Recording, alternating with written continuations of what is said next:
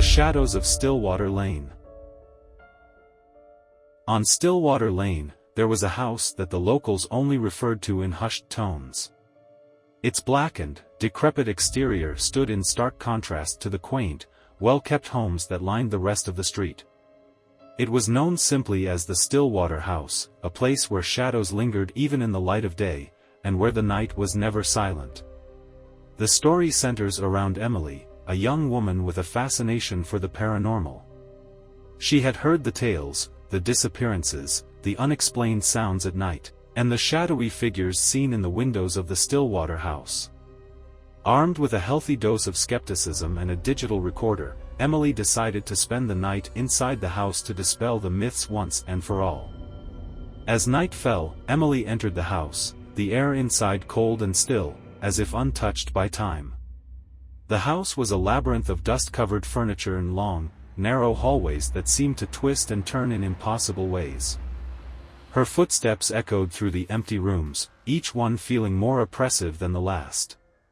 In the heart of the house, Emily found a room unlike any other. The walls were lined with ancient mirrors, their surfaces cloudy with age. In the dim light of her flashlight, the mirrors seemed to move, the reflections within them twisting and warping in unsettling ways. It was here that Emily first heard the whispers. Soft and indistinct, they seemed to come from the mirrors themselves, each one a window to a world that was not her own. As she listened, the whispers grew louder, forming words she couldn't quite understand.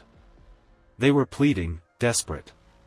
Feeling a growing sense of unease, Emily tried to leave the room, but the door through which she had entered was gone.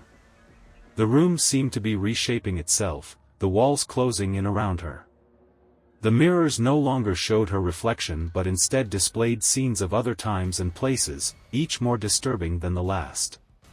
In one, she saw the house as it once was, filled with people in Victorian garb, their eyes empty and faces contorted in silent screams. In another, she saw a lone figure, shadowy and indistinct, its eyes glowing with a malevolent light. The whispers became a cacophony, and Emily felt a cold hand grip her heart. It was then that she realized the terrifying truth: the house was alive, feeding off the fears and souls of those who dared to enter. In a final act of desperation, Emily shattered one of the mirrors with her flashlight. The effect was instantaneous, the house shuddered as if in pain, and the room snapped back to its original form, the door reappearing as if it had never been gone. Emily fled the house, her heart pounding in her chest, never once looking back. She left Stillwater Lane behind, but the experience stayed with her. She could still hear the whispers at night, a haunting reminder that some places are better left unexplored.